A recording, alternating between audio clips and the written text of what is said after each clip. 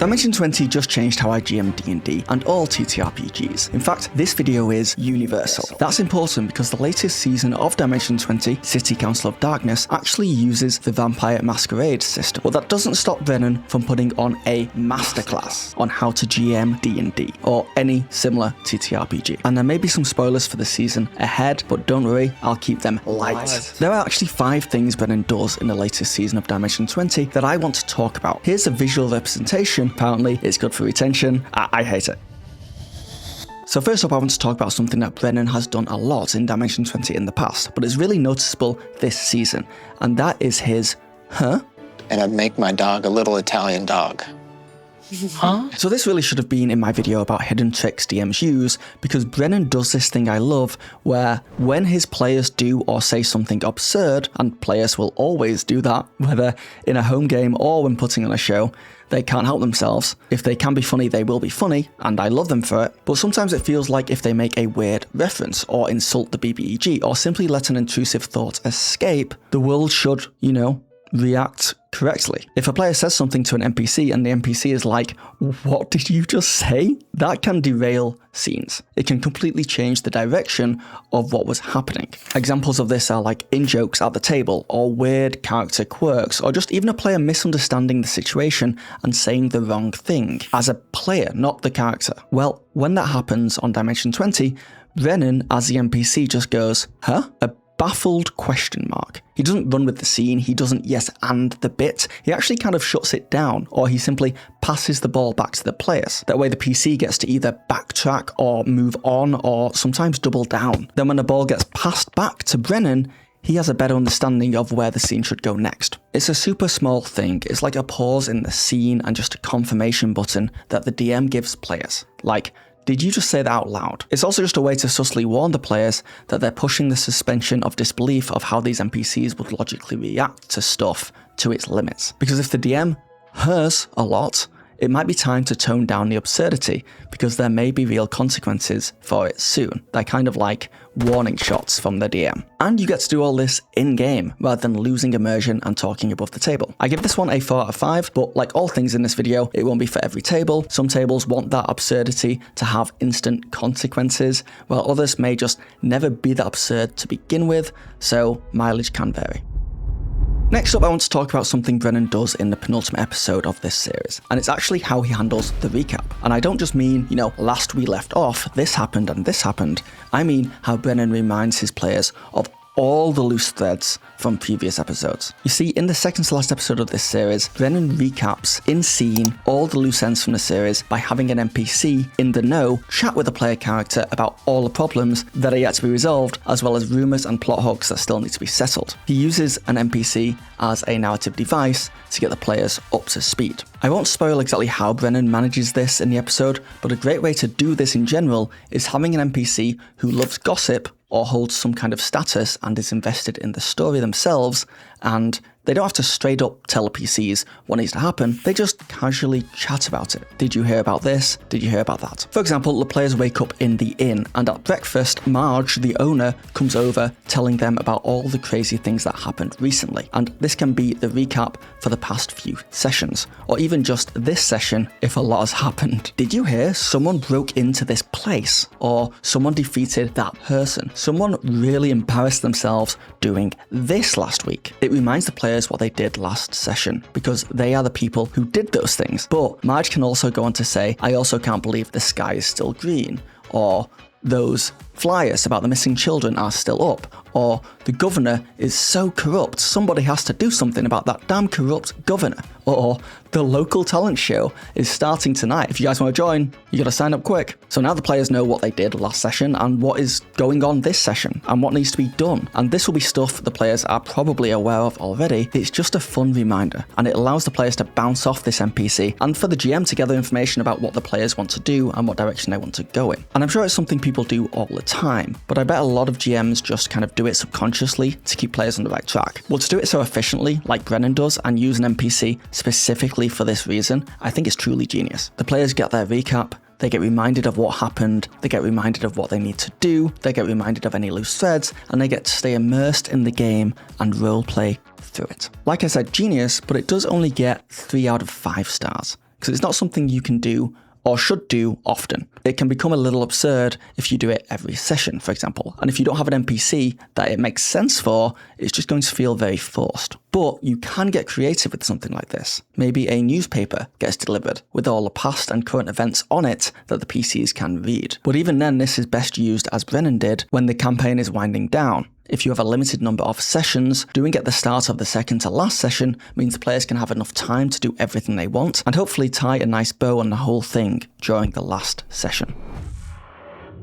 Let's look at the next thing Brennan did in this season, and this is something I've seen him do in many seasons. Brennan ends the whole campaign with a big party. In this show specifically, it's hosted by the players, and it has all the major NPCs and factions converge in one place, bringing everything and everyone together to just let the players handle it the way they want to. I like to call this the convergence. Like the recap from the last point, the convergence at the end of a campaign or arc brings not all just the important NPCs together, but all the plot points too. And the players can specifically ignore things that they're not bothered about and focus in on what they really care about. And it's not always a party. I've seen Brennan do this with just places where everything comes together. All roads lead to this, not in a railroad way, but in a way that is, we only have 3 hours and we need some conclusions, so look, the big bad guy, the love interest, the person one player wants to find to revenge their killed off family members.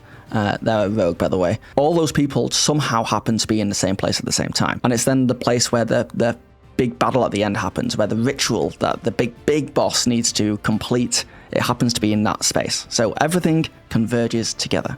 Convenient, yes, but if you have this convergence in mind from the start of the campaign, you can be interweaving stories from the get-go, pulling these NPCs and plot points together. The NPC the rogue is looking for just happened to start working for the BBEG, and the love interest of the character is a journalist doing a story on this whole thing, so they snuck into the building. You can even get cheeky with it and say the place is full of magical energy, so not only does a ritual have to happen here, but it just pulls in all these forces. So everything the player characters care about, want to handle in this part of the story, just happens to be in the same room. This one is a 4 out of 5. I do love a good convergence of everything in one place, but it does take some planning to make it work smoothly. And it's only useful for the end of arcs or campaigns, really. I mean, I guess you can do mini ones at the end of sessions, but they're harder to pull off. Okay, on to a bonus one. That's right, I'm over-delivering. Subscribe.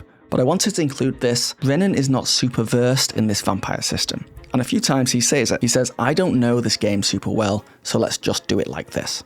Then he usually lets the players do something awesome that aren't rules as written. Like he doesn't know how to figure out what a player should roll for damage with a certain weapon, so he just says, I don't know this game super well, so just roll as much dice as you can fit in your 2 hands. It's fundamentally the rule of cool, but it's definitely just reiterated the fact that it's okay to not know all the rules, and it's fine to just make your own rules up in the moment. There are some GMs out there who will stand by the fact that you have to be consistent with the rules, because it's unfair to say, let one player do something awesome one time, then treat it differently later for another player. Also, the players just understand how the world works better, how your world works. It just becomes more predictable for them, so when they try and make plans and do awesome stuff, they kind of know how the world's going to react and how the rules are going to work. But a lot of tables do not mind the rules being a little inconsistent from time to time. If unsure, talk to your players about it. But in general, just rule of cooling it or making a rule up on the spot when you're unsure of the official ruling,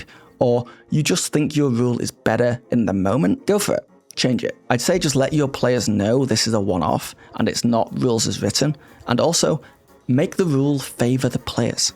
Don't make up a rule to punish them. If you're unsure, make sure whatever you're doing is advantageous and fun for them, and then you can just do anything you want because they'll be happy. And you'll be happy. Everyone's happy. I also want to add another bonus in here, because there is a hilarious moment in the final episode where Brennan seems to bend over backward to make something happen, like a really good narrative beat. And Brennan comes up with convoluted moments that make for a beautiful twist. And Ali notices a pretty big plot hole.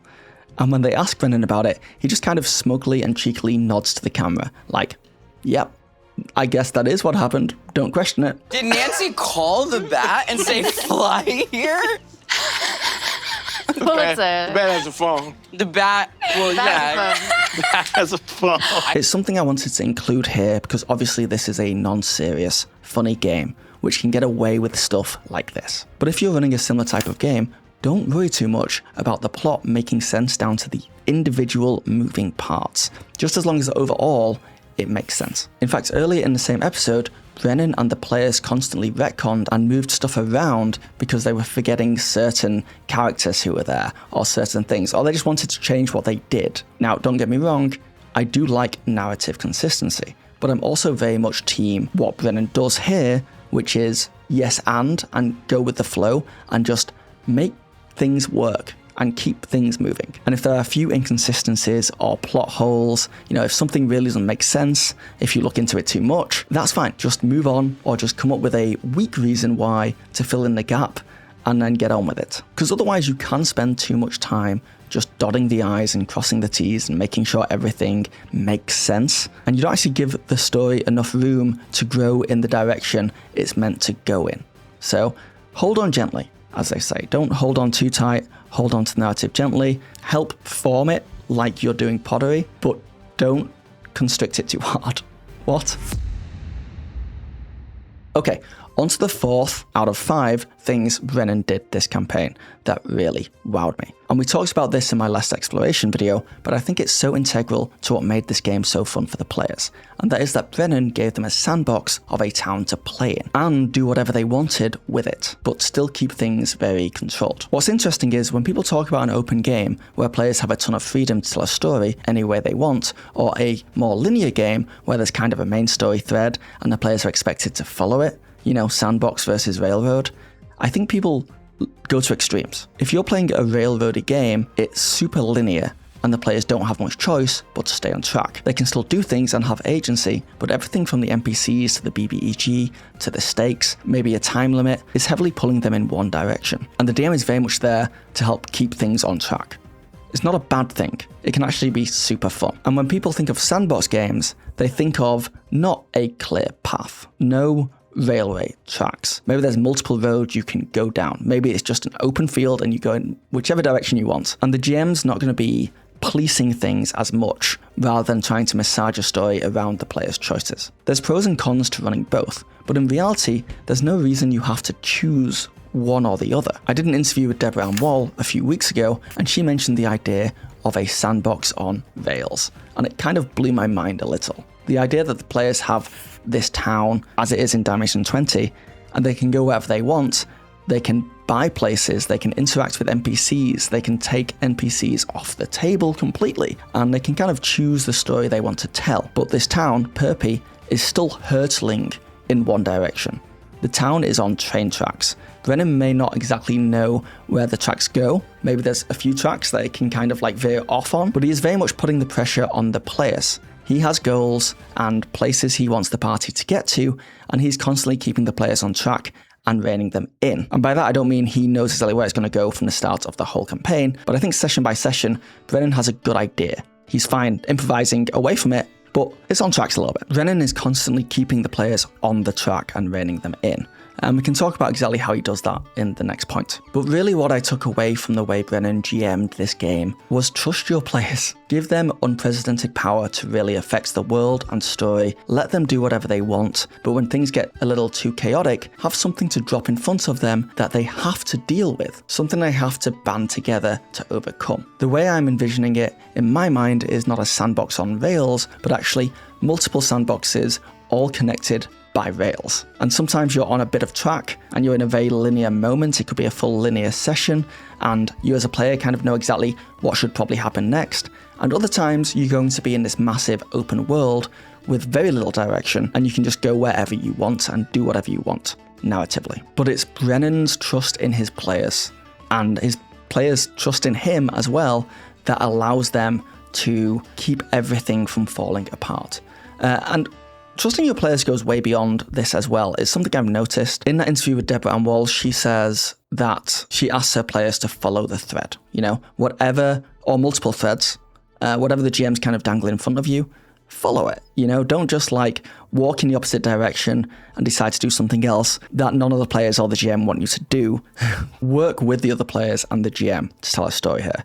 So following the thread's important. But outside of that, trusting your players, I'm getting the vibe that some GMs out there really don't trust their players, and it makes me question why they're playing the game with them in the first place. For example, all this stuff about Star Wars coming to D&D now. There's a new Star Wars book, there's a new World of Warcraft book, they've opened up the floodgates for other IPs, and some of the complaints I've seen in my comments are saying that GMs can't wait for players to show up at their table wanting to play Han Solo in their very not sci-fi game, or people wanting to play SpongeBob SquarePants because that book's going to come out. I don't think it is. I mean, they're using that as an example, and I'm just like, do you not trust your players to not do that? I don't get it. Like, communication is key here, and you trust your players, and if you don't trust your players not to like try and ruin the game in some way, then don't play with those people. Anyway, it's just neither here nor there. Let's talk about my next point, factions. Brennan uses factions in this season so well. Groups of people with different goals and ideologies, whether that is vampires, werewolves, corrupt humans, ghosts, vampire hunters, Bigfoot and friends. There's actually a ton in this season, like loads of little mini factions, and Brennan foreshadows them a lot from the beginning. Even before we meet any werewolves, we know they're around. Brennan mentions that this is werewolf territory. You hear howls off in the distance. Brennan is always thinking about incorporating these factions into the world. And having factions like this, and sometimes a faction can just be a few or even a single NPC, by the way, but having multiple factions really allows Brennan to let the players play in this open world more effectively. Because each faction can be a tool to drop hooks or add complications or move the overall narrative forward. And it means that Brennan doesn't have to specifically have a single big bad evil guy in mind from the get-go. Any one of these factions could become the main enemy, depending on how the players interact with them. Sure, some are obviously more evil than others. Sure, it makes sense that one would become the big threat of the campaign, but others could still become obstacles and others could become allies. And as the players explore the world, the way the factions communicate with them will change, and there can be very real pushback and consequences for player decisions through the factions themselves. And you can also use a faction to control the players a little bit more, rein them in. Brennan, for example, in this season, has a faction that's really just one NPC, but Brennan uses them to put this leash on the players to get them to move the narrative forward. He does this by introducing this character who could, at any point, prove to the world that vampires exist, and the PCs don't want that to happen, so they kind of like stay on track and do what this NPC wants. Then there are the vampire faction themselves, who Brennan uses to light a fire under the player characters to get them to make big, bold moves. There's examples all the way through the season where Brennan uses these factions as tools to get the players to push the story forward. And the beauty is, Brennan may have an idea of how the campaign could end, but the way the players interact with the world and its factions could change everything at any moment, meaning everyone is just playing to find out what happens next, including the GM. So if you're going to create a faction for your games, all you have to do is think about their strengths, weaknesses, goals, and what they're willing to do to reach those goals. Then you make 3 or 4 factions like this,